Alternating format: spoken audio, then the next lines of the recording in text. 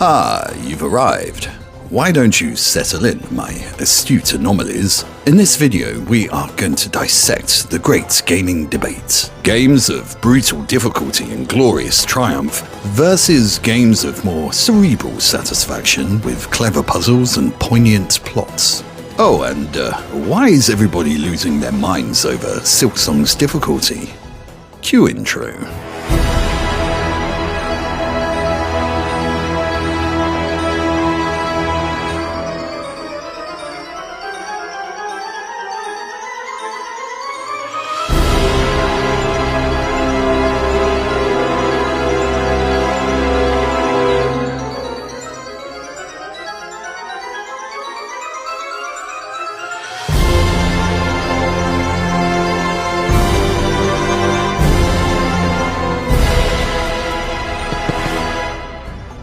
Oh, we are going to get ourselves into a bit of a pickle with this one. So first up, what makes a great Soulslike, a la Dark Souls, Elden Ring, Hollow Knight?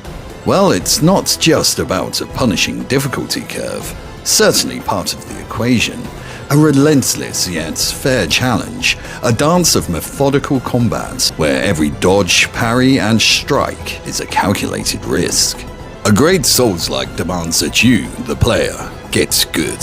These sorts of games respect your intelligence just enough to let you figure it out for yourself, both in combat and in narrative. And whoa, there's a hornet flying around the room. Oh, hello Silksong. Yes, the complaints are already flowing. Enemies hit way too hard, and the platforming is all kinds of WTF all over the shop. And what's with the diagonal downstrike? Sorry about that, Silksong trauma. This isn't about the game being difficult, it's a fundamental clash of expectation. The difficulty of a great Souls-like isn't a design flaw, it's the core feature. I think that the people complaining about Silksong's brutal nature are essentially asking the genre to be something it's not. They're asking for a participation trophy in a game that's fundamentally designed to test the player's limits of skill and perseverance. And now let's just talk about narrative adventures. Think of games like Indiana Jones and the Great Circle, Blue Prince, or Hell Is Us, for example. The satisfaction in these games come from a different kind of challenge when compared to Souls-likes. You're not asked to overcome a physical hurdle with a split-second reflex.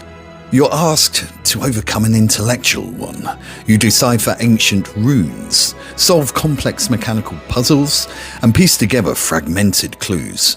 The frustration here isn't dying to a boss for the 50th time. It's being stumped by a particularly clever riddle or a logic puzzle that makes you feel like your brain is in a blender. The difficulty in these games serves a story.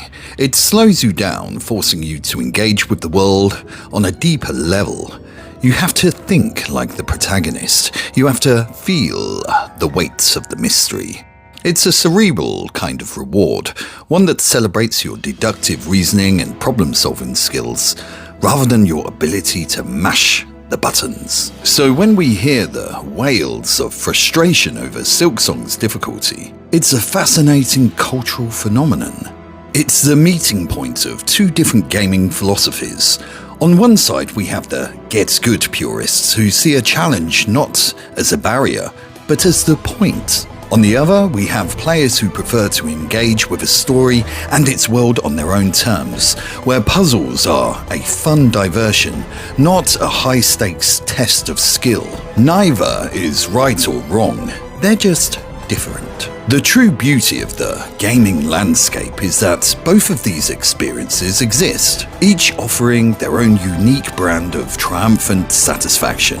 Look, I get it. I've thrown my controller across the room because I couldn't beat a boss, only to pick it up again a moment later because my pride wouldn't let me quit. I've now quit Silksong, but I'll be back. Once I've reconciled, I will likely die at least 10,000 more times before the whole charade is finished.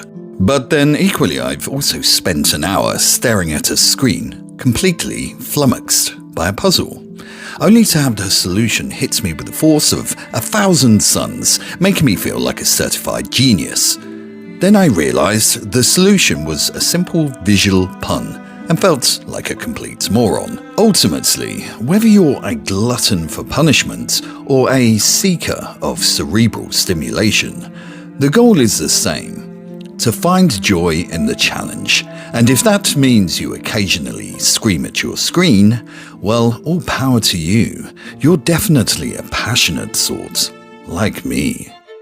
Now, if you'll excuse me, my sanity is on the line here. I just realized I have a load of washing to do. I'm quite hungry as well. Oh, and I have a boss to fight and a rune to decipher. Stay brilliant and I will see you soon. Oh, before I go, a big thank you to all of you who have already subscribed. The Pixel Patriarch is but a small channel presently, but I love making these videos. I love to talk about video games, and so I think I'm going to keep doing them. If you haven't subscribed yet and you enjoy the sass, do consider doing so and hit that like on the way out, like winners do. Bye for now.